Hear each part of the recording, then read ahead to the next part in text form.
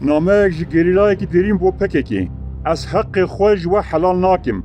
Di 11 tîrmehê de sih gerîlayan çekên xwe şewitandin. Ez bi xwe gerîlayekî derînim. Min jî ew çekên hatî şewitandin tam 20 sala hilgirt. û dema ku gerîla ji wê şikeftê daketin, bîranînên min li ber çavê min wekî filmekê bihorîn. û ez dixwazim hestên ku ez îro dijîm bi vê nameyê vebêjim. Min ev nameye li ser navê nifşê salên 1990 yên bêgor nivîsandiye. Min ev nameye ji bo malbatên ku şerrê 41 salan de bedel dane û parçe parçe bûye nivîsandiye. Min ev nameye ji bo yên êşkêşandî û xwedîket kadê heqê xwe ji kê helal bikin û ji kê re helal nakin nivîsandiye. Ez heqê xwe li gelê Kurdistanê ji hevsangerên xwe hemû cangorî û yên ku hên jî di dilê wan de bawariya Kurdistana azad û serbixwe heyî helal dikim. Lêbelê ez heqê xwe ji wan kesên ku riya ku me ji bo Kurdistana azad serbixwe vekiriye ber bi mezanbûna komara Tirkiyeyê û parastina sînorên peymana Lozanê ve diguhorînin helal nakim. Ez heqê xwe li Öcalan jî helal nakim. Piştî salên 1990 sê nifşên ciwanên Kurdan ji bo avakirina Kurdistaneke serbixwe tev li pekekê bûn. Ez yek ciwan bûm. Min ciwaniya xwe, dibistana xwe, dayîka xwe ya ku bi evîna wê ez dimirim malbata xwe û qîza ku min ew qas jê hez dikir li dû xwe hişt. Nifşê min strana kîne em, Kurdin em ya şivan perwer di siraw ku me bi dizî ve guhdarî dikir û me jî hez dikir. Em bi guhdariya çîrokên berxwedana li dijî îşkenceya di zindanên Diyarbekirê de mezin bûn. Em bûn şahethalê jenosîda Helepçeyê di sala 1988 da û em bûn şahethalê raperîna mezina sala 1991 ya gelê Başûrê Kurdistanê ku weke babelîskekî bandora xwe li tevahî Kurdistanê kiribû. Bi vê hêsê me di sala 1992 da li dijî panzer, zerîpoş û guleyan bi dirûjmên bijî Kurdistan bimre koladar dest bi xebatê kir. Dema ku me dest bi zanîngehê kirî me di xwepêşandanên dibistanan de bi strana wê bîne pekeke wê ji me ra dewletê bîne. Di siraw bêtirs me tifî rûyê dijmin dikir û di dawiyê da bi wan hesta em tev li pekekê bûn.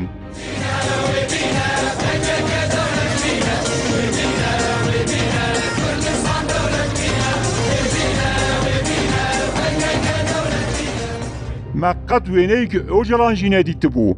Em ji bo Kurdistanê tev li pekekê bûn. Di perwerdehiya me da ji me re hat gotin ku Öcalan yekane welatperêzê dîroka Kurdistanê ye. Li gor perwerdehiyê Şêx Seîd Sîxur bû, Qazî Mihemed Belingaz bû û Mela Mustafa Barzanî ji bo İsraîlê dixebitî. Em matmayîman me digot ev PKK'ya mezin li me derewan nake. Loma jî em bêdeng diman.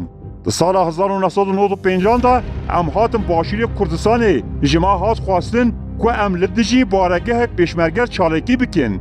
Me got ew jî Kurdin, ew nû ji zulma Sedam rizgar bûne. Ji me re hat gotin hûn nizanin, ew paşverûne, ew dewleteke serbixwe ya Kurdî naxwazin, ew otonomiyekê biçûk dixwazin. Heya ku em wan tune nekin Kurdistan nayê da mezirandin. Ji me hat xwastin ku em herin Barzan û gundan bişewitînin. Hevalekê min pirsî em çima wan barzaniyan yên ji enfalê saxmayî dikujin. Lê ferman dijwar bû. Ji ber vê yekê me ew gund şewitandin. Di sala 1999 da me bihîst ku Öcalan birine Tirkiyeyê. Bêguman Öcalan dê li ser xeta bindesan li ber xwe bidaya. Lê Öcalan got ez dixwazim xizmeta dewleta xwe ya Tirk bikim.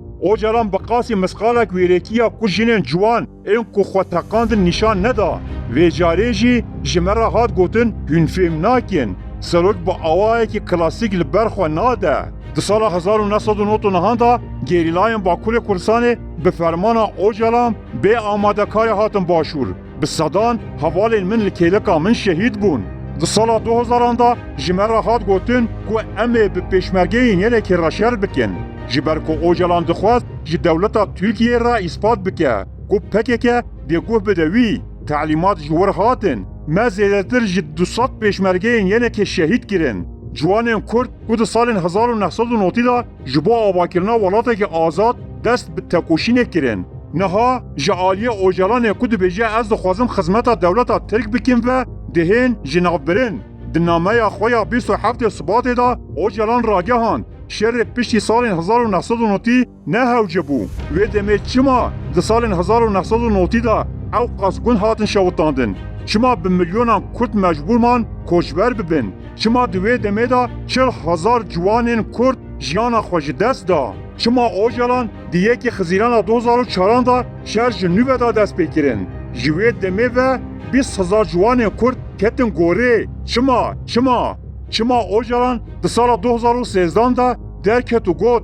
ریوبریا خواسر دکاره خواسریا حرمی را گهینه او 50,000 کرد دکارن در روژه که دا بمرن او 11 باجرین کردانو نزدیکی 3,000 گریلا آویت ناف خندکانو او به دست دولت ترک دان کشتن خوینا 50,000 جنازهان لسر دست اوجلانه PKK di 41 salên şer da tiştek berbiçav bi dest nexistiye.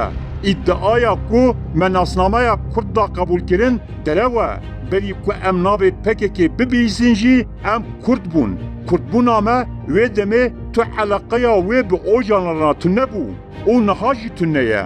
Ocalan çima besekê Kurd û Kurdistanê tu nebû. Wî bi hezaran ciwanên Kurd tenê ji bo têrkirina eboya xwe rêkirin ser mirinê. Rêberên PKK'yê wekî Cemîl Bayık, Murat Karayılan, Duran Kalkan, Mustafa Karasu, Ali Haydar Kaytan jî wê çerxa dijî Kurdan dizivirînin. Ez bi dil û can daxwaz dikim ku çek bên danîn ciwanên Kurd êdî nemirin. Ez ji Ocalan û alîgirên wî re heqê xwe helal nakim. Bila xwîna 50,000 ciwanên Kurd jî helal nebe.